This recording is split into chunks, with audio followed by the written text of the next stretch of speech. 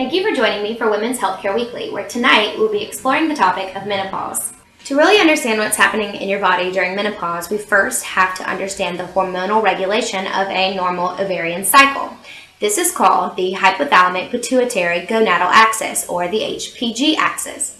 The HPG axis is actually activated during puberty and regulates the production and release of your eggs as well as all of your sex hormones.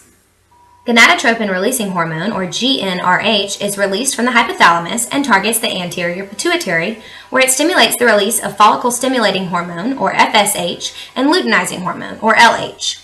FSH targets the ovary, where it stimulates the growth of the follicle. As the follicle matures, it releases both estrogen and inhibin.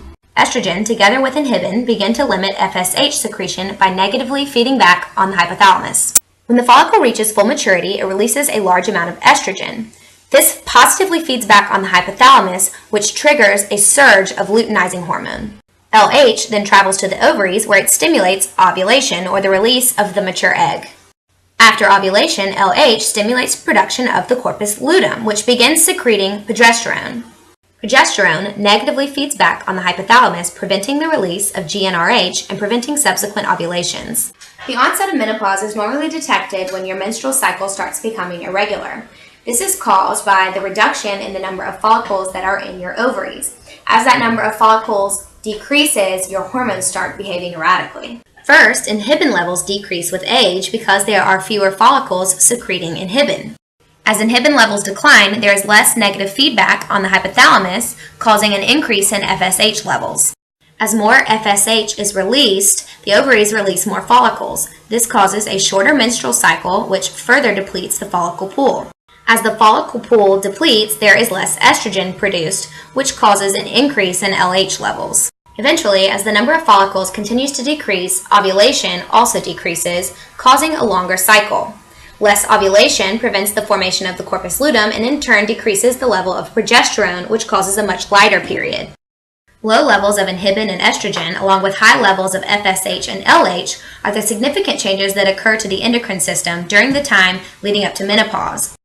Now that you understand some of the hormonal changes occurring during menopause, let's hear from two of our viewers suffering from some of the side effects. Hi, my name is Dana, and I need some help.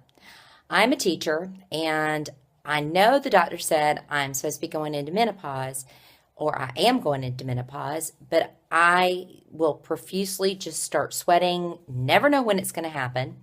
The sweat will come down my face, down my neck, under my arms. It's really gross.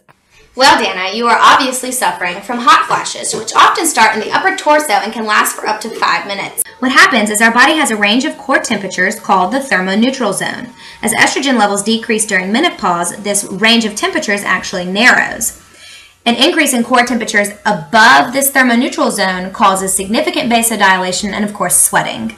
So Dana, even though you are pretty miserable right now, your prognosis is actually looking good because unlike most of the symptoms of menopause, hot flashes actually get better with time. You might want to try to avoid stressful situations, warmer temperatures, and even spicy foods, which can all trigger a hot flash. Now let's hear from our second viewer, Sue, and see what her symptoms of menopause are. Hi, I'm Sue. As I've gone into menopause many years ago, I've been on supplements and so forth. It's come true now that I'm having broken hip problems and deterioration of my bones. Well, Sue, you must first understand that bone formation is a two-part process. First, osteoclasts break down the bone, followed by rebuilding of the bone by osteoblasts. In menopause, however, you have a decrease in estrogen, which leads to osteoporosis. As estrogen levels decline, we see that osteoclast formation actually decreases, which means that more bone is being broken down than can be rebuilt. If this structure represents our bones, as we lose bone formation, we see the structure gets weaker and more susceptible to fracture and other injuries. So you can combat some of the effects of osteoporosis by eating a well-balanced diet high in vitamin D and calcium, as well as doing regular weight-bearing exercises to maintain the bone strength that you do have. And with that, I hope you now understand some of the physiological changes occurring in your body during menopause and know that you are not alone. Thank you for joining us for tonight's episode of Women's Healthcare Weekly. Good night.